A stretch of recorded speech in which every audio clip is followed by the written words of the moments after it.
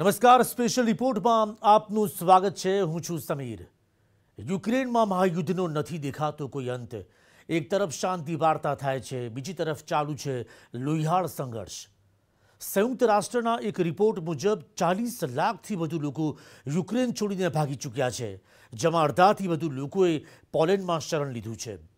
યુક્રેનના શહેર ખંડેર બની ગયા છે, તબાહીનો કોઈ હિસાબ નથી અને રશિયાના નિશાને યુક્રેનના રાષ્ટ્રપતિ ઝેલેન્સ્કી પણ છે। પણ ઝેલેન્સ્કી પુતિનને પડકારી રહ્યા છે। 36 દિવસથી હંફાવી રહ્યા છે તો પુતિન 4 દિવસમાં યુક્રેનની રાજધાની કીવ પર કબજાનું સપનું જોઈ રહ્યા હતા, પણ પુતિનની પ્લાનિંગ ફેલ થઈ ગયું। ત્યારે આ જ મુદ્દે જોઈએ સ્પેશિયલ રિપોર્ટ તબાહીના 36 દિવસ।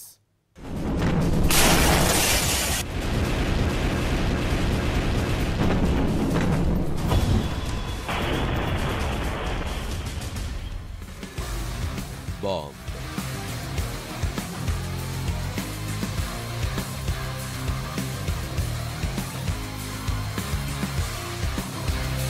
Missile.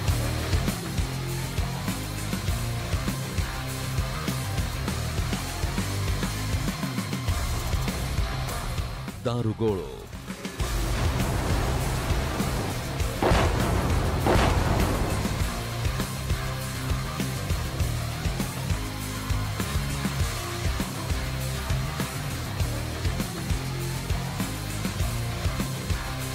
Artillery,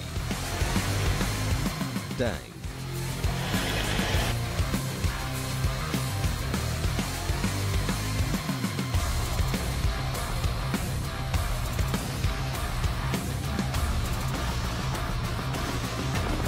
helicopter, fighter jet,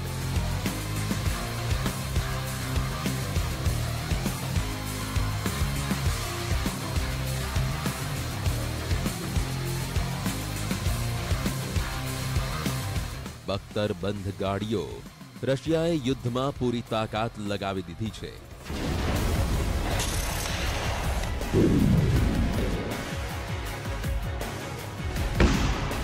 યુક્રેનમાં જે વિસ્ફોટો થઈ રહ્યા છે તેની આખી દુનિયા જોઈ રહી છે, પણ રશિયાની અંદર આ વિસ્ફોટોની જે અસર થઈ રહી છે તે કોઈને નજરે નથી પડી રહી।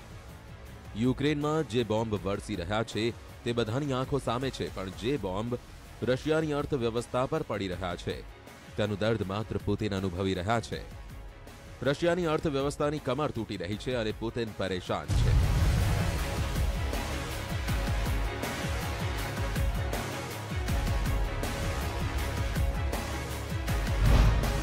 યુક્રેન સામેના યુદ્ધમાં પુતિન $20 બિલિયન દરરોજ ખર્ચી રહ્યા છે, જે 1.5 લાખ કરોડ બરાબર છે।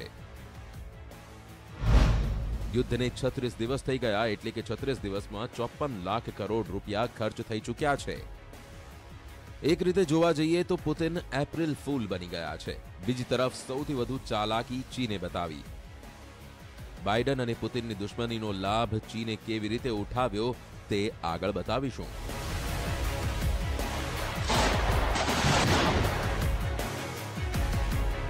પણ તે પહેલા બતાવીશું કે યુક્રેન તો આ યુદ્ધમાં બરબાદ થઈ જ ગયું છે, પણ આ યુદ્ધ રશિયાની અર્થવ્યવસ્થાને કેવી રીતે ડૂબાડી રહ્યું છે તે સમજીએ।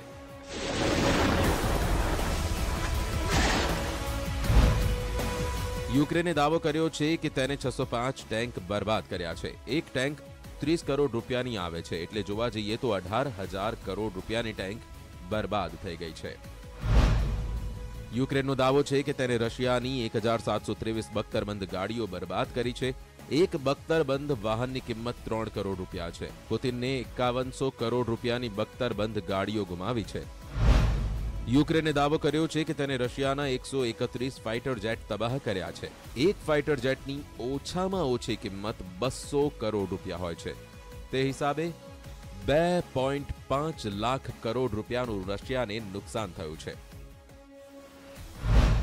યુક્રેને દાવો કર્યો છે કે તેને રશિયાના 131 હેલિકોપ્ટર્સ પણ તબાહ કર્યા છે અને એક હેલિકોપ્ટરની કિંમત ઓછામાં ઓછી 25 કરોડ રૂપિયા હોય છે અને તે હિસાબે જોવા જઈએ તો 3,200 કરોડ રૂપિયાના હેલિકોપ્ટર્સ બરબાદ થયા છે। યુદ્ધના કારણે પુતિનની અર્થવ્યવસ્થાને અબજો રૂપિયાનું નુકસાન થયું છે, ત્યારે સવાલ તે છે કે પુતિને આટલો બધો ખર્ચ કરીને મેળવ્યું શું? वर्तमान समय में रशिया का जो बैंकिंग सेक्टर है वो पूरी तरह से पैरालाइज्ड नज़र आता है। रशिया का फाइनेंशियल सिस्टम पैरालाइज्ड नज़र आता है। रशिया ने पिछले 15 वर्षों में जो इकोनॉमिक ग्रोथ हासिल की थी, इस पूरे हमले के बाद जैसे सीवियर इकोनॉमिक सैंक्शंस लगाए गए हैं, उससे रशिया ऐसा लगता है कि अपनी इकोनॉमिक ग्रोथ में पिछले 15 वर्षों की स्थिति में पहुंच गया है। 15 वर्षों पीछे रशिया इस समय चला गया है और आने वाले समय में रशिया की इकोनॉमी पर इसके और भी अधिक गंभीर परिणाम दिखाई देंगे।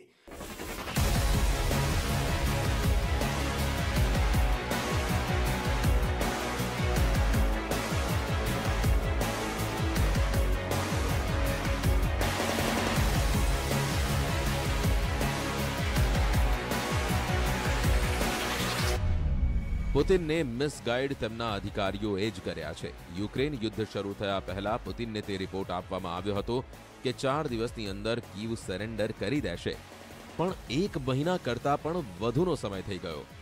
હકીકત તે છે કે કીવે રશિયાની સેનાની ઊંઘ હરામ કરી નાખી.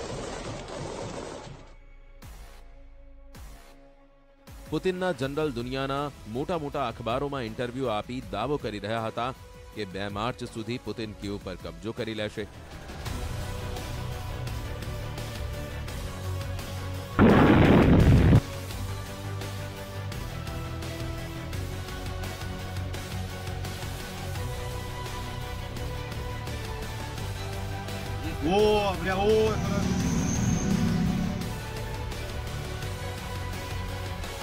પણ યુદ્ધના 36 દિવસ પછી રશિયાને તે સમજાયું કે રશિયા એપ્રિલ ફૂલ બની ગયું છે.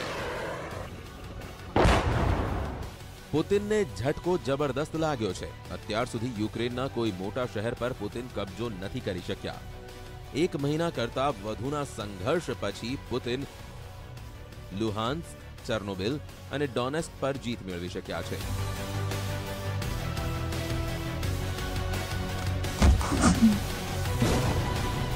મારિયાપુલ અને ખેર્સનમાં કબજાનો દાવો પુતિને પહેલા કર્યો હતો, પણ યુક્રેને ત્યાં ફરી લડાઈ શરૂ કરી.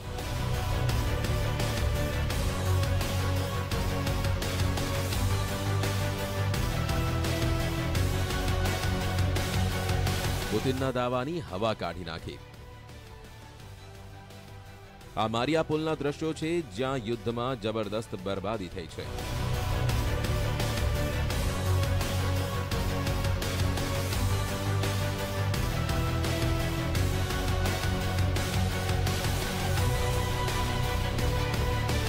શહેરના શહેર ખંડેર બની ગયા છે, જેની કિંમત પણ રશિયાએ જ ચૂકવવી પડી શકે છે. ડોનેસ્ક અને લુહાન્સ્ક પર પુતિને પોતાનો કબજો ચાલુ રાખવો હશે તો આ બરબાદ શહેરોનું પુનઃનિર્માણ રશિયાએ જ કરાવવું પડશે. એટલે પહેલાથી કંગાળીનો સામનો કરી રહેલી રશિયાની અર્થવ્યવસ્થાને આ રકમ પોતાના ખિસ્સામાંથી જ ખર્ચ કરવી પડશે. પુતિને યુદ્ધ દરમિયાન ચીનના રાષ્ટ્રપતિ શી જિનપિંગ પાસે આર્થિક મદદ પણ માંગી છે. એવી સંભાવના છે કે ડોનબાસના વિસ્તારમાં પુનઃનિર્માણનું કામ ચીનની રિયલ એસ્ટેટ કંપનીઓને મળશે, તો યુક્રેનની તબાહીનો ફાયદો તો ચીન ઉઠાવશે. આ યુદ્ધ રશિયાની અર્થવ્યવસ્થા માટે કાળ સાબિત થઈ રહ્યું છે.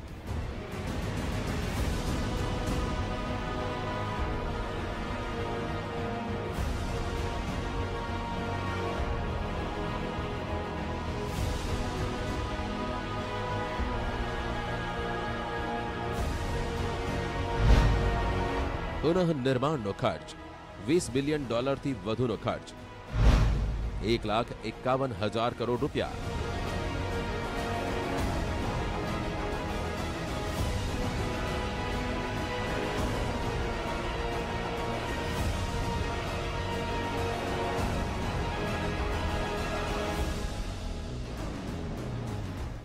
वर्तमान समय में ही अगर रूबल की बात करें तो रूबल कोलैप्स कर गया है।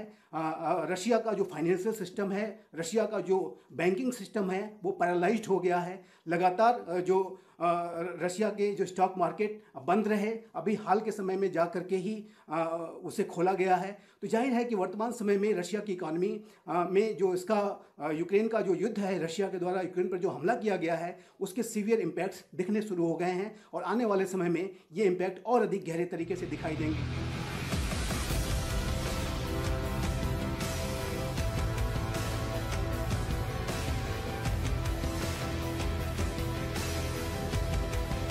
રશિયાના અખબારો પણ પુતિનને વખોડી રહ્યા છે। રશિયાની સરકાર સમર્થિત એક વેબસાઇટમાં દાવો કરવામાં આવ્યો છે કે રશિયાના 10,000 સૈનિકો માર્યા ગયા।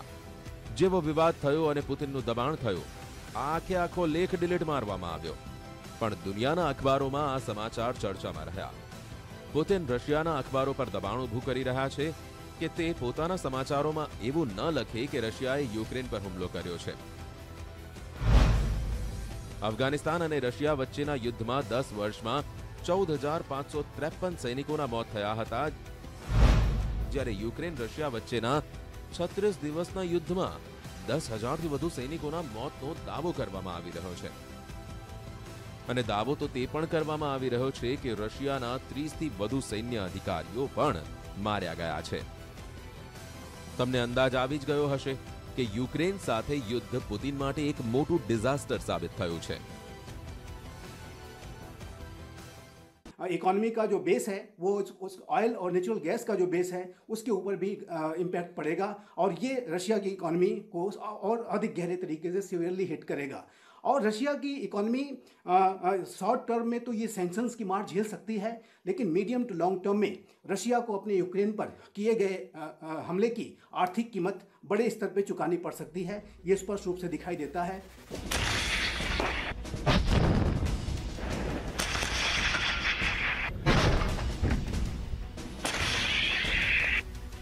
કેટલાય અખબારોમાં એવો પણ દાવો કરવામાં આવી રહ્યો છે કે કીવથી પણ રશિયાની કેટલીય બટાલિયન પીછેહટ કરી રહી છે।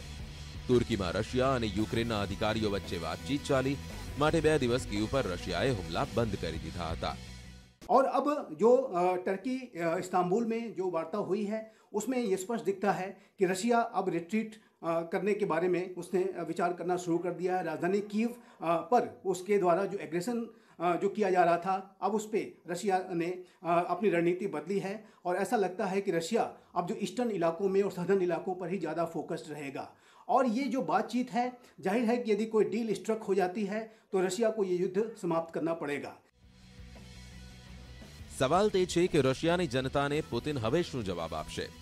યુદ્ધમાં આ પ્રકારનું નુકસાન ઉઠાવ્યા બાદ પુતિને પોતાના કિલ્લાને બચાવવો મુશ્કેલ થશે।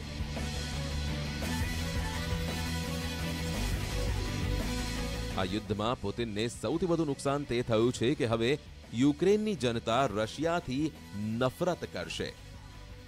ભલે ઝેલેન્સ્કી પણ દાવો કરતો હોય કે તે નિષ્પક્ષ રહેશે અને નાટોમાં નહીં જોડાય, પણ યુક્રેનમાં મોટો નેતા તે જ હશે જે રશિયા વિરુદ્ધ નફરતને હથિયાર બનાવશે। યુક્રેનના રાષ્ટ્રપતિ ઝેલેન્સ્કી રશિયા સામે જંગ જીલી રહ્યા છે। ઝેલેન્સ્કી ઝૂકવા માટે તૈયાર નથી, ત્યારે હવે સૌથી મોટો ખતરો ઝેલેન્સ્કીના જીવ પર આવી ગયો છે, કેમ કે એક મોટો મિસાઇલ હુમલો ઝેલેન્સ્કીને સંદેશ આપવા માટે કરવામાં આવ્યો છે। રશિયાની એક સિક્રેટ મિસાઇલે કેવી રીતે એક શાનદાર ઇમારતને 2 ભાગમાં વહેંચી દીધી। આ રિપોર્ટમાં જોશો તો તમને ખબર પડશે કે મોસ્કોમાં બેઠા બેઠા પુતિન ઝેલેન્સ્કી સાથે પણ કંઈક આવું જ કરી શકે છે।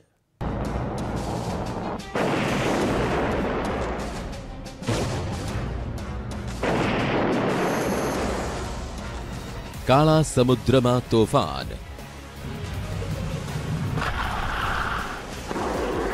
पहली मिसाइल, बीजी मिसाइल, त्रीजी मिसाइल, चौथी मिसाइल,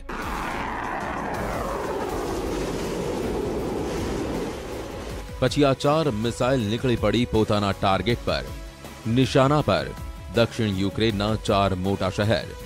ચારે શહેરમાં મિસાઇલ અલર્ટ જાહેર થઈ ગયું। પણ યુક્રેન કંઈક કરવાની સ્થિતિમાં નહોતું. પછી થયો પહેલો મિસાઇલ હુમલો, કેલિબર મિસાઇલ.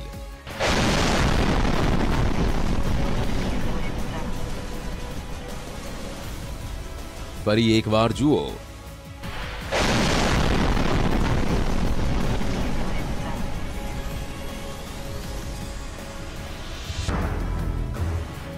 જો તમને મિસાઇલ ન દેખાઈ હોય તો ધ્યાનથી જુઓ. અમે વિડીયોની સ્પીડ થોડી ઓછી કરીએ.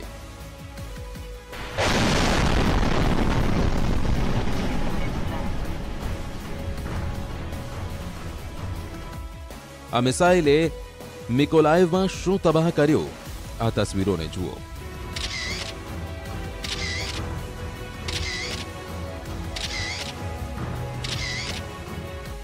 દસ માળની ઇમારત. યુક્રેનમાં આટલો ખતરનાક મિસાઇલ હુમલો આ પહેલા નથી થયો.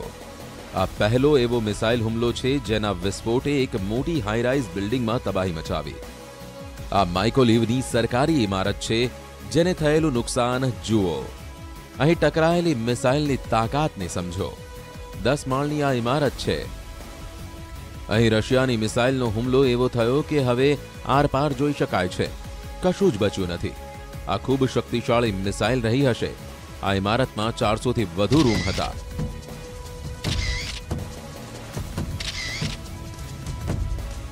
આ બિલ્ડિંગ વચ્ચેના ગેપને જોઈ સમજી શકાય છે કે 100થી વધુ રૂમ તબાહ થઈ ગયા છે. બિલ્ડિંગમાં એક પણ ખૂણો સલામત નથી રહ્યો.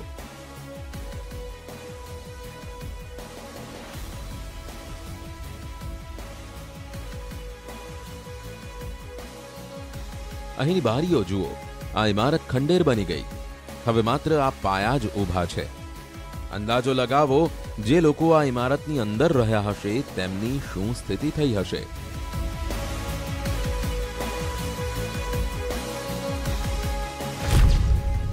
આ કઈ મિસાઇલ હતી? શું સ્પીડ હતી? કેટલી તાકાત સાથે ટક્કર થઈ?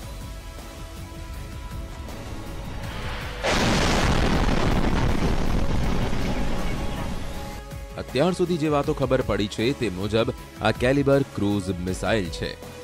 જો તમે બિલ્ડિંગ તરફ આગળ વધતી મિસાઇલની તસવીરો જોશો તો તમને ખબર પડશે કે આ મિસાઇલમાં માત્ર 2 પંખા જ લાગ્યા છે.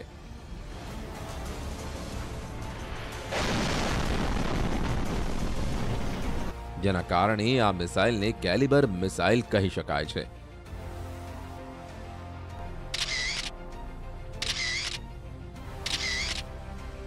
જ્યારે હુમલો થયો ત્યારે મિકોલાઈવમાં સવારના 9 વાગ્યા હતા.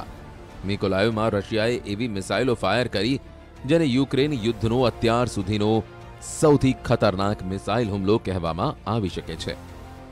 તેમાં કોઈ શંકા નથી કે આ બિલ્ડિંગ સાથે ટકરાયેલી મિસાઇલે સચોટ હુમલો કર્યો.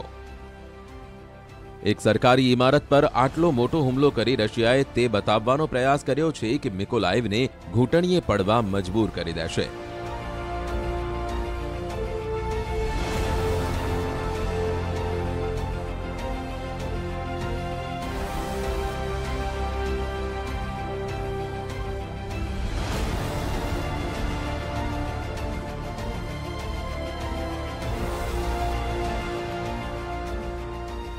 મિકોલાઈવનો હુમલો ઝેલેન્સ્કીને પણ તે બતાવવા માટે છે કે રાજધાની કીવમાં તેનું રહેઠાણ રશિયાની દયા પર જ ટકેલું છે.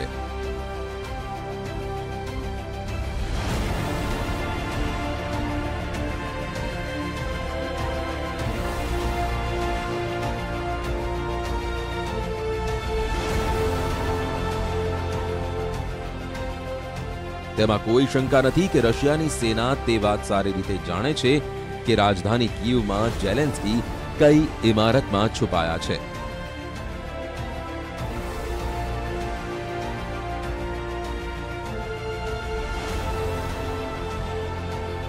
તે છાશવારે આવીને બહાર વિડીયો બનાવે છે. રશિયાના સેટેલાઇટ 24 કલાક પ્રેસિડેન્ટ હાઉસ અને તેની આસપાસના વિસ્તાર પર નજર રાખી રહ્યા છે.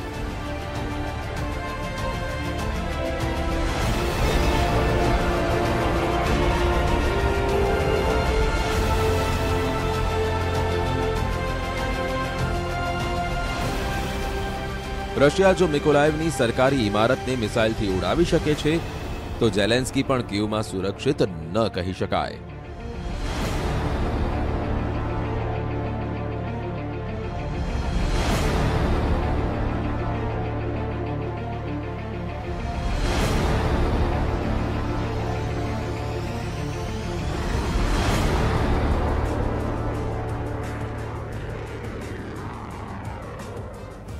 રશિયા ઝેલેન્સ્કીના સંભવિત અડ્ડાઓ પર મિસાઇલથી હુમલો કરી શકે છે.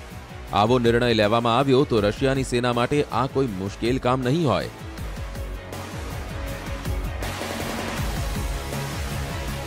તે કેલિબર મિસાઇલની તાકાતને જોઈને ખબર પડે છે. આ મિસાઇલ સામે યુક્રેનની ડિફેન્સ સિસ્ટમ પાણી ભરે છે. હવે જુઓ આ મિસાઇલ કેવી રીતે લોન્ચ કરવામાં આવે છે. અલગ અલગ કેટેગરીમાં આ મિસાઇલની રેન્જ 50 થી 2500 કિલોમીટર છે. આ મિસાઇલ દરિયામાંથી પણ છોડી શકાય છે. આ મિસાઇલને ટ્રેક કરીને તોડી પાડવી કંઈ સરળ નથી. આ મિસાઇલ જમીનથી ઓછા અંતરે ઉડી પોતાના ટાર્ગેટ પર પહોંચે છે. એકવાર ટાર્ગેટ ફિક્સ થઈ જાય પછી આ મિસાઇલ ફાઇનલ અટેક તરફ આગળ વધે છે. પછી તે ટાર્ગેટની સ્થિતિ આવી જ થાય છે.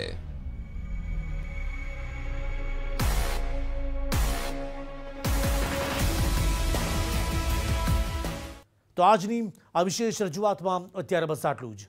નમસ્કાર.